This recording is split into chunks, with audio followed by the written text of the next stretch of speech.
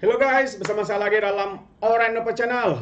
Ini dia satu berita yang menggempakan sahabat semua yang ingin saya sampaikan dan kongsikan bersama dengan sahabat-sahabat semua, termasuk juga walon-walon ya apabila melihat komen-komen mereka ya membuat komen seperti provokasi, membuat komen yang tidak berfaedah dan hanya untuk memaki hamun dan sebagainya. Namun kita abaikan walon-walon itu. Apa yang kita mau adalah untuk menyampaikan ya info-info terkini kepada rakyat, kepada seluruh rakyat Malaysia yang mahu untuk mendengar.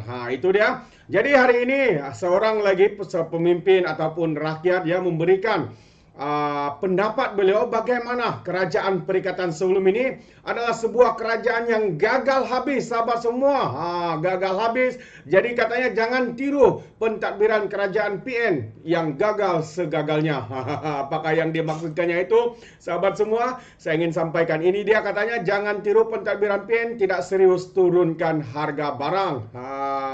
Seperti mana yang kita tahu pada era kerajaan pertikaian nasional, sehingga ada satu masa rakyat terpaksa mengangkat bendera putih, sepertinya berputus asa dengan kekangan, dengan tekanan, dengan berbagai lagi isu yang tidak dapat diselesaikan oleh kerajaan pertikaian nasional ini. Kalau kita tahu ketika PN menjadi kerajaan katanya akan diingati dalam lipatan sejarah ya negara sebagai tempoh yang paling sengsara dan paling tidak stabil. Ahli Dewan Undangan Negeri Dun Sebah Ahmad Mutain Othman berkata pentadbiran PN telah gagal membuktikan kemampuan untuk menangani masalah kos sara hidup rakyat serta kenaikan harga barang setelah hampir 33 bulan mentadbir. Ekoran kegagalan itu katanya, menurut beliau, kerajaan perpaduan dinasihatkan untuk tidak mengikut jejak langkah PN. Itu malah lebih berusaha untuk memfokuskan perhatian rakyat kepada isu-isu berkaitan harga barang. Dulu kita boleh lihat harga barang pun tidak turun di bawah kerajaan PN katanya. Karena ketidakcekapan kerajaan itu sendiri.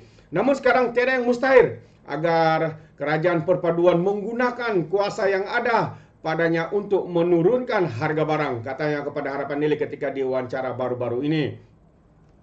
Menurutnya lagi, tindakan PN menuduh kerajaan perpaduan tidak berbuat apa-apa adalah tidak adil kerana segala usaha sedang dilakukan untuk menurunkan harga barang walaupun pada kadar nilai yang rendah. Ramai rakyat berharap sekiranya kerajaan perpaduan dapat turunkan harga walaupun hanya sekadar bernilai 1, 2 atau 3 sen sekalipun, janji harga barang tidak naik dan paling kurang kekal pada harganya. Sementara kita tunggu apa yang dilaksanakan oleh kerajaan dan keberkesanannya, diharap agar harga barangan dan makanan tidak terus melonjak. Tambahnya lagi, Ahmad berkata dengan segala usaha yang telah dilakukan oleh sesebuah pentadbiran, rakyat harus menilai kerajaan manakah yang mampu melaksanakan urus tadbir yang lebih baik untuk mengatasi isu rakyat.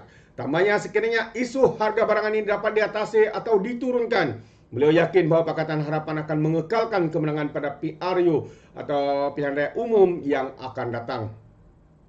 Pada 16 Mac yang lalu, Timbalan Menteri Perdagangan Dalam Negeri dan Kos Sara Hidup Fuzia Saleh memaklumkan bahawa Majlis Tindakan Sara Hidup Negara bertanggungjawab merangka inisiatif dan strategi untuk menangani inflasi dan kenaikan harga barangan dan perkhidmatan di negara ini. Beliau juga berkata inisiatif itu merupakan usaha berterusan oleh kerajaan serta pada masa yang sama bertujuan untuk meningkatkan pendapatan dan mewujudkan kuasa beli dalam kalangan rakyat. Katanya perkembangan positif dapat dilihat berdasarkan indeks harga pengguna yang menunjukkan peningkatan inflasi yang lebih rendah tahun ini berbanding pada tahun lepas. Wow, itu dia. Satu ulasan yang baik, sahabat semua. Apabila saudara ini mengatakan jangan ikut gaya pentadbiran kerajaan pertikaian nasional, yang mana mereka hanya utamakan untuk kekalkan jawatan, kuasa demi wang ringgit, demi kuasa dan semata-mata.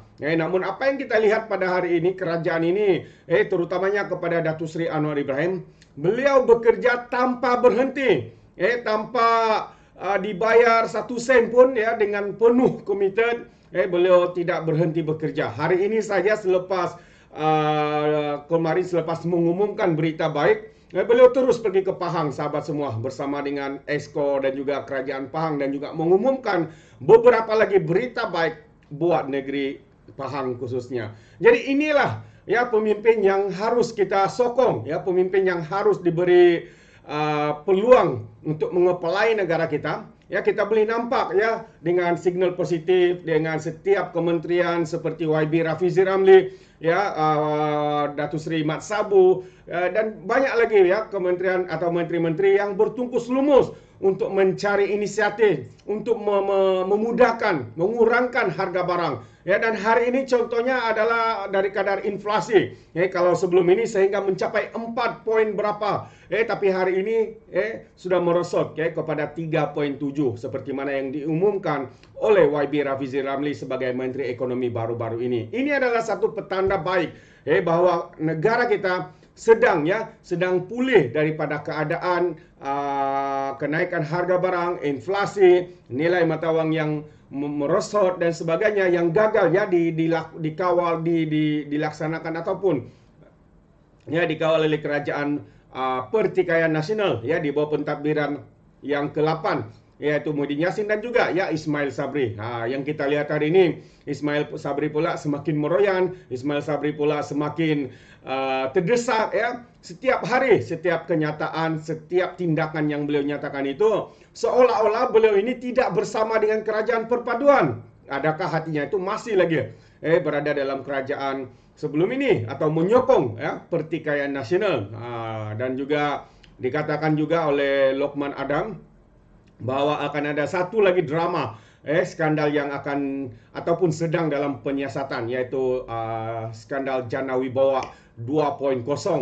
Jadi ini adakah mungkin mereka ini sedang ketakutan ya sehingga mereka melakukan ataupun mahu untuk kerajaan ini tumbang, mahu untuk kerajaan ini perpaduan ini berpecah dan sebagainya. Sedangkan hari ini mereka berada dalam kerajaan ini, tapi seolah-olah tindakan ya kenyataan demi kenyataan yang dikeluarkan itu seolah-olah mereka ini menyokong pihak pembangkang dan mahukan kerajaan ini berpecah supaya gagal dan digantikan, mungkin itu adalah tujuan mereka untuk mengganti atau mau menjadi kerajaan. Sedangkan hakikatnya mereka adalah gagal. Kerajaan Pertikaian Nasional adalah kerajaan yang gagal, yang teramat gagal di dalam negara kita.